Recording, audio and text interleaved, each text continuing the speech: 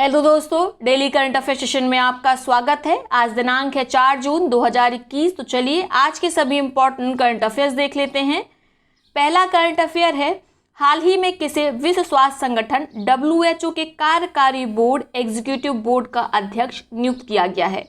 तो ये हैं केन्या के स्वास्थ्य मंत्री पैट्रिक अमोथ, जो बन गए हैं विश्व स्वास्थ्य संगठन के कार्यकारी बोर्ड यानी एग्जीक्यूटिव बोर्ड के अध्यक्ष। इसके पहले अध्यक्ष कौन थे कार्यकारी बोर्ड के? तो वे थे भारत के स्वास्थ्य मंत्री डॉक्टर हर्षवर्धन, और वर्तमान में कौन बन गए हैं? पैट्रिक अमोथ। इन्होंने डॉक्टर हर्षवर्धन का स्थान लिया है। ठीक है, इसके साथ आपको याद रखना है विश्व स्वास्थ्य संगठन की उप महानिदेशक कौन है? तो वे हैं भारत की सौम्या स्वामीनाथन। ये भी पूछा जा सकता है। अगला प्रश्न देखते हैं, नीति आयोग द्वारा सतत विकास लक्ष्यों के लिए सूचकांक SDG भारत सूचकांक 2020-21 की रिपोर्ट में कौन सा राज्य शीर्ष स्थान पर रहा? तो 100 में से कुल 75 अंकों के साथ शीर्ष स्थान को प्राप्त किया है केरल ने। किस मामले में? सतत विकास लक्ष्यों को प्रभावी तरीके से कार्यान्वयन करने के लिए। ठीक है, यह इंडेक्स किसके द्वारा जारी किया जाता है? तो यह प्रत्येक वर्ष जारी किया जाता है नीति आयोग के द्वारा। पहली बार सतत विकास लक्ष्यों के लिए सूचकांक कब जारी किया गया था नीति आयोग के द्वारा? वर्ष 2018 में। यानी इस वर्ष का जो इंडेक्स है यह तीसरे नंबर का है, ये थर्ड सीरीज का इंडेक्स है, याद रखेंगे।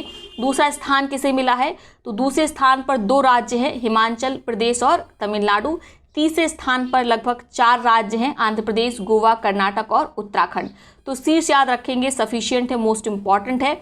अब बात करते हैं किस प्रकार से मूल्यांकन किया जाता है विभिन्न राज्यों का। तो इसमें सामाजिक, आर्थिक, पर्यावरणीय मानदंड देखे जाते हैं। ठीक है, विभिन्न राज्यों के, और उस आधार पर नीति आयोग प्रत्येक वर्ष यह रिपोर्ट जारी करता है। अगला प्रश्न है, नीति आयोग द्वारा सतत विकास लक्ष्यों के लिए सूचकांक भारत सूचकांक 2020-21 की रिपोर्ट में किस राज्य का प्रदर्शन सबसे खराब रहा? तो ये है बिहार। बिहार का प्रदर्शन सबसे खराब रहा। हालांकि इस बार ये अच्छी बात है इस इंडेक्स में कि सभी राज्यों को 50 के ऊपर अंक मिले हैं 100 में से। ठीक है, लेकिन सबसे खराब प्रदर्शन करने के मामले में बिहार शीर्ष पर है। दूसरे नंबर पर सबसे खराब प्रदर्शन रहा झारखंड का, फिर असम का। तो इन दोनों ही जो करंट अफेयर्स हैं इनको मोस्ट इंपॉर्टेंट लगा लीजिए, ये प्रश्न पूछे जाएंगे, याद रखना है। नीति आयोग यह इंडेक्स जारी करता है। अगला प्रश्न है, राष्ट्रीय सुरक्षा सलाहकार ने गश्ती जहाजों में के बेड़े में तीसरा स्वदेशी जहाज शामिल किया है, उसका नाम क्या है?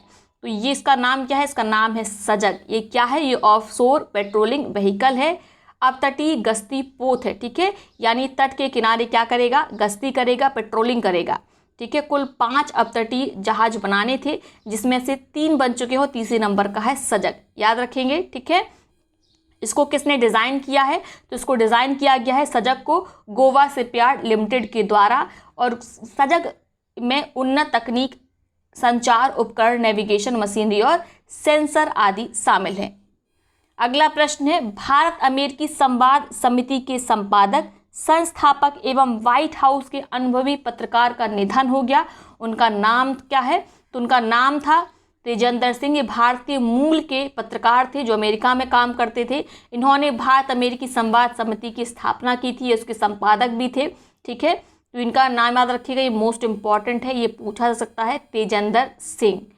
अगला प्रश्न है, मदद मैप्स एक रियल टाइम ऑनलाइन मानचित्र है जिसे किस उद्देश्य के लिए विकसित किया गया है? तो ये मोस्ट इंपॉर्टेंट है, याद रखना है। रियल टाइम ऑनलाइन मैप्स है मदद मैप्स। ठीक है, इसको किसके द्वारा डेवलप किया गया है? तो भारत और अमेरिका में जो प्रवासी डॉक्टर्स रहते हैं उनकी टीम ने मिलकर इसको तैयार किया है। यह मुख्य रूप से किस उद्देश्य से बनाया गया है? कोविड-19 रोगियों के लिए खाली बिस्तरों की जानकारी प्राप्त करने के लिए, यानी किस शहर में कोविड-19 से पीड़ित जो मरीज हैं उनका इलाज हो सकता है, उनके लिए बेड उपलब्ध है। इसके साथ यहाँ पर जानकारी मिलेगी वेंटिलेटर्स की, ऑक्सीजन की। तो ज़रूर याद रखिएगा, मदद मैप्स किसने बनाया है ये भी पूछा सकता है। भारत और अमेरिका के प्रवासी डॉक्टर्स ने। ठीक है, किस उद्देश्य से बनाया यह भी याद रखेंगे। तो ये हैं आज के करंट अफेयर्स। आज करंट अफेयर्स कुछ कम है लेकिन सभी परीक्षा की दृष्टि से इम्पॉर्टेंट है। अब देख लेते हैं आज के उन प्रश्नों को जिनका जवाब आप कमेंट बॉक्स में देंगे। तीनों प्रश्नों का जवाब एक ही कमेंट में लिखिएगा, जिसका जवाब सबसे पहले सही सटीक आएगा उसके कमेंट को पिन किया जाएगा, साथ में उसका नाम अगले वीडियो में लिया जाएगा। इसके साथ ही आप कमेंट बॉक्स में आंसर करते हैं तो इस तरह मत लिखा करिए कि 1 का ए 1 का बी या कुछ भी। इस तरीके से लिखने से आपको याद नहीं होगा, बल्कि जो विकल्प दिया है, ठीक है, उसी को विकल्प को दोबारा लिख दिया करिए प्रश्न को पढ़ने के बाद, आपको वो हमेशा के लिए याद हो जाएगा। ठीक है, तो चलिए पहला प्रश्न देख लेते हैं। पहला प्रश्न है, हाल ही में किस भारतीय संविधान सभा के अंतिम जीवित पूर्व सदस्य का 101 वर्ष की उम्र में निधन हो गया? आपके ऑप्शंस हैं टीएम कालियानन गौंडर, डीपी खेतान, मोहम्मद सदाउल्ला या इनमें से कोई नहीं। अगला प्रश्न है, हाल ही में कौन सी टेनिस खिलाड़ी ने मानसिक स्वास्थ्य का हवाला देते हुए खुद को फ्रेंच ओपन से अलग कर लिया है? आपके ऑप्शंस हैं Naomi Osaka, Serena Williams, Novak Djokovic या इनमें से कोई नहीं। तीसरा और अंतिम प्रश्न है, हाल ही में किस बैंक ने आर्थिक शोध रिपोर्ट इको रैप प्रकाशित की है? आपके ऑप्शंस हैं भारतीय स्टेट बैंक, आरबीआई, ऑक्सफैम या अंकटाड। तो ये हो गए आज के वो प्रश्न जिनका जवाब आप कमेंट बॉक्स में देंगे। अब देखते हैं उन पिछले प्रश्नों को जिनका सबसे पहले सही सटीक जवाब दिया गया रचना यादव के द्वारा। रचना यादव की कमेंट को ऑलरेडी पिन किया जा चुका है। पहला प्रश्न क्या था? शिक्षा मंत्रालय ने युवा लेखकों को प्रशिक्षित करने के लिए किस नाम से प्रधानमंत्री योजना शुरू की है? तो इस योजना का नाम क्या है? इसका नाम है युवा प्रधानमंत्री योजना। इसको लगा लीजिए मोस्ट इम्पॉर्टेंट। देखिए इसमें क्या किया जाएगा, जो युवा लेखक हैं उनको शिक्षित किया जाएगा। 30 वर्ष से कम उम्र के युवाओं का यहाँ पर चुनाव किया जाएगा, उन सबको सम्मानित किया जाएगा। कुल 75 युवा लेखकों को चुना जाएगा, उनको सम्मानित किया जाएगा आने वाले 15 अगस्त को, यानी 15 अगस्त 2021 को। ठीक है, इम्पॉर्टेंट है। भारत 2021 में आज़ादी @75 का आयोजन कर रहा है। अगला प्रश्न है, भारतीय फिल्म महोत्सव IFFLA में सर्वश्रेष्ठ फीचर फिल्म का ग्रैंड जूरी पुरस्कार किसने जीता है? तो यह है तमिल भाषा की फिल्म सेठुमान। इसने जीता है भारतीय फिल्म महोत्सव में सर्वश्रेष्ठ फीचर फिल्म का ग्रैंड जूरी अवार्ड। इस फिल्म महोत्सव का आयोजन कहाँ किया गया? लॉस एंजलिस, अमेरिका में।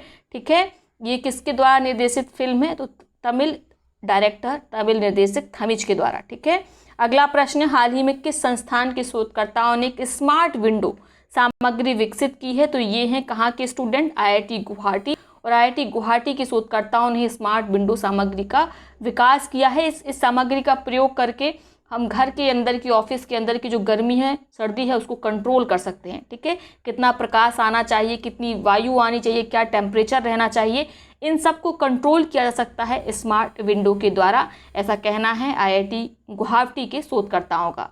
क्लियर हो गया? इसके साथ आप एक चीज़ और नोट कर लीजिए, जो आज़ादी @75 का आयोजन होना है 15 अगस्त 2021 को, इसके लिए 259 मेंबर की एक कमेटी बनाई गई है।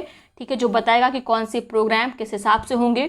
ठीक है, किसको अतिथि के रूप में बुलाया जाएगा, किन किन राज्यों को कौन कौन सी जिम्मेदारी सौंपी जाएगी इस राष्ट्रीय महोत्सव को मनाने के लिए, कार्यक्रम को मनाने के लिए। ठीक है, इसके जो अध्यक्ष हैं इन 259 मेंबर्स की कमेटी के, वो हमारे प्रधानमंत्री नरेंद्र मोदी जी हैं। याद रखेंगे। तो ये है आज का सेशन। इसके साथ आपसे रिक्वेस्ट है, यदि आप लगातार एग्जाम दे रहे होंगे तो आपको अंदाजा होगा कि इसमें जिस प्रकार के प्रश्नों को हम पिक करते हैं, जिनका कंपाइलेशन करते हैं, वे सब परीक्षा की दृष्टि से बेहद महत्वपूर्ण होते हैं। तो अगर आपको लगता है कि सेशन आपके लिए लाभदायक है तो अपने मित्र और सहपाठियों को इसे देखने के लिए प्रेरित करिए। बहुत कम व्यूज़ आता है तो निराशा भी हाथ लगती है। जब व्यूज़ ज़्यादा होते हैं, देखिए मैंने मोनेटाइजेशन भी बंद कर दिया तो आपको एड्स नहीं आएंगे,